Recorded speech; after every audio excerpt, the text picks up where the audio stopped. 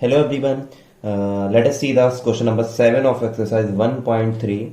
So question number 7 is simplify using distributive property.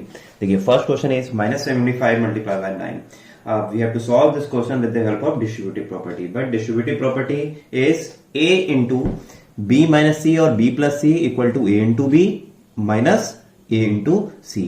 But अभी ये क्या है क्वेश्चन डिस्ट्रीब्यूटिव प्रॉपर्टी के फॉर्म में नहीं है, तो इसको क्या कर सकते हैं. देखिए -75 को एज इट इज लिखा, 9 को मैं क्या लिख सकता हूं, 10-1 लिख सकता हूं. I can write 9 as 10-1. Okay, देखिए 9 को 10-1 भी लिख सकते हैं, 5+4 भी लिख सकते हैं, 7+2 भी लिख सकते हैं, 12-3 भी लिख सकते हैं. ठीक है, बट 10-1 से क्वेश्चन इजी हो जाएगा. ठीक है, कुछ भी करके लिख सकते हैं, ये याद करने की जरूरत नहीं है, बट 10-1 से क्वेश्चन इजी हो जाएगा. कैसे, देखिए -75 इंटू 10-1 हो गया, 9 को आई कैन राइट साइड 10-1. अब देखिए अब डिस्ट्रीब्यूटिव प्रॉपर्टी लग सकती है. Yes, now we can apply the distributive property. -75 multiply by 10 and -75 multiply by 1, और बीच में कौन सा साइन आएगा, माइनस का. ओके, तो यहां लिखा -75 मल्टीप्लाई बाय 10 और बीच में यहां पे साइन है माइनस का, और तो -75 मल्टीप्लाई बाय 1. अब देखिए -75 मल्टीप्लाई बाय 10, पहले 75 10 जा 750 और 1 टाइम माइनस है तो आंसर होगा -750.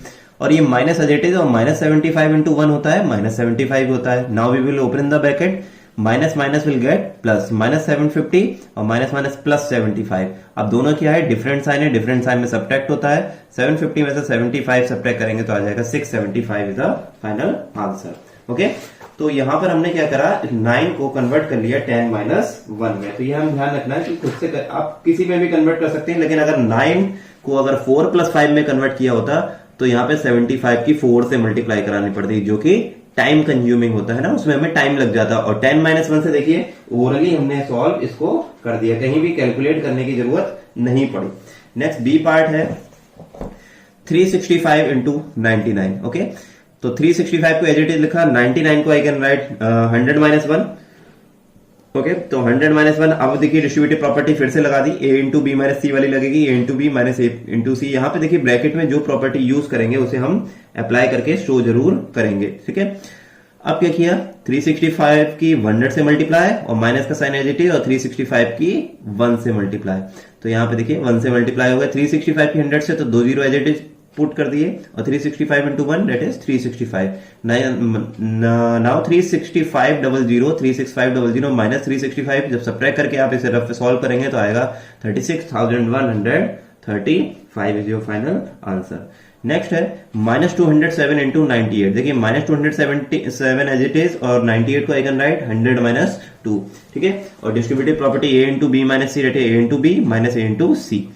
अब -207 की 100 से मल्टीप्लाई, और ये बीच में माइनस है तो minus sign as it is, और -207 इंटू 2 यहाँ पे मल्टीप्लाई में हो गया. अब -207 की 100 से मल्टीप्लाई तो 207 आ गया, और एक बार माइनस है तो माइनस एज इट इज, ये बीच वाला माइनस यहाँ एज इट इज पुट कर दिया, और -207 की 2 से मल्टीप्लाई, पहले 207 की 2 से मल्टीप्लाई होती है 414, और माइनस एक बार है यहाँ ब्रैकेट के अंदर, तो आंसर किसमें आ गया, -414. Now we will open the bracket. जो ओपन करेंगे तो 20700 और ये minus minus will get plus, तो आगे आंसर हो जाएगा 20700 माइनस का, और ये प्लस का 414, ये आ जाएगा प्लस का 414. ठीक है, अब ये डिफरेंट साइन हो गया, इसको सॉल्व करेंगे. डिफरेंट साइन यानी कि सब्ट्रैक्ट करेंगे, 20700 में से 414 माइनस करेंगे तो 20286 हमारा आंसर होगा, और क्या होगा, माइनस का, क्योंकि बिग नंबर जो है माइनस का है ना, तो -20286 जो फाइनल आंसर. नेक्स्ट क्वेश्चन है determine the integer whose product with -5 is. देखिए अब क्या करना है, हमें उस इंटीजर को डिटरमाइन करना है जिसका प्रोडक्ट -5 के साथ अगर करें तो आंसर क्या आ जाए, 100. देखिए फिर से क्वेश्चन रीड करते हैं. Determine the integer whose product is -5 is, A part 100, B part -125, C part -30. यानी कि -5 को किस नंबर से मल्टीप्लाई कर दूं. देखिए फाइंड द इंटीजर, मैंने एक इंटीजर ब्रैकेट में से लिखा जिसकी मैं -5 से मल्टीप्लाई कर दूं तो आंसर ए पार्ट में कितना आ जाए, 100, है ना, समझ में आ गया. नेक्स्ट है -5 को किस इंटीजर से मल्टीप्लाई कर दूं, और बी पार्ट में है, आंसर कितना आ जाए, 125. सी पार्ट है -5 को मैं किस इंटीजर से मल्टीप्लाई कर दूं कि आंसर कितना आ जाए, -30. अब इसे सॉल्व करेंगे. मैंने मान लिया किस इंटीजर से मल्टीप्लाई कर दूं, x से, देखिए तो मैंने यहां लिख दिया -5 इंटू एक्स इक्वल टू 100। देखिए x as it is, x अब -5 एक्स के साथ क्या है, मल्टीप्लाई में, तो -5 इधर आके क्या हो जाएगा, डिवाइड में, तो 100 अपॉन -5 हो जाएगा। अब 5 से कट हो रहा है 100 तो 20 आ जाएगा, और क्या आएगा 20 अपॉन -1 या -20, है ना। अगर देखिए 100 को यहाँ पे -5 है, 5 20 हो गया, -20 अपॉन 1, ये हम माइनस डिनोमिनेटर में लगाओ या न्यूमरेटर में लगाओ, और 1 चाहे लिखो या मत लिखो, तो फाइनल आंसर कितना हो गया -20। सो इंटीजर कितना हो गया -20। सेम -125 आंसर आना है किससे, -5 की किस इंटीजर से मल्टीप्लाई करूं कि आंसर -125 आ जाए। Same as it is, x as it is, -5 अभी यहाँ पे मल्टीप्लाई का साइन है तो ये इधर आके डिवाइड में आ जाएगा, तो माइनस से माइनस कैंसिल, और 125 को 5 से डिवाइड करेंगे तो 25। So answer is 25। नेक्स्ट है 30, आंसर कितना लाना है -30, तो -5 इंटू एक्स, है ना, -5 इंटू एक्स इक्वल टू -30 हो जाएगा, तो x equal to -30 as it is, और यहाँ -5 भी यहाँ x के साथ क्या है मल्टीप्लाई में, तो इधर RHS आते हुए डिवाइड में हो जाएगा, तो माइनस माइनस कैंसिल, और 5 6 जा 30। सो इंटीजर कितना हो जाएगा 6। ओके, नेक्स्ट क्वेश्चन नंबर देखते हैं 9।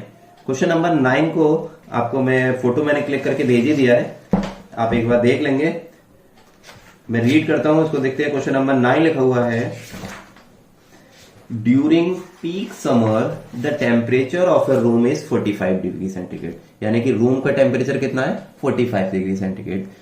आगे लिखा है for comfortable living condition the temperature of room has to brought down to 25 degree centigrade. अब 45 पे भाई टेम्परेचर हमें कंफर्टेबल नहीं होता है, तो हमने क्या करा, टेम्परेचर को थोड़ा कम करेंगे जिससे हम इजीली रह पाए। तो कम कितने पे हम इजीली रह सकते हैं, 25 डिग्री सेंटीग्रेड पे हम इजीली रह सकते हैं। तो कम करने के बाद हमें कितना टेम्परेचर हो गया, रिड्यूस करने के बाद कितना टेम्परेचर है 25 डिग्री सेंटीग्रेड।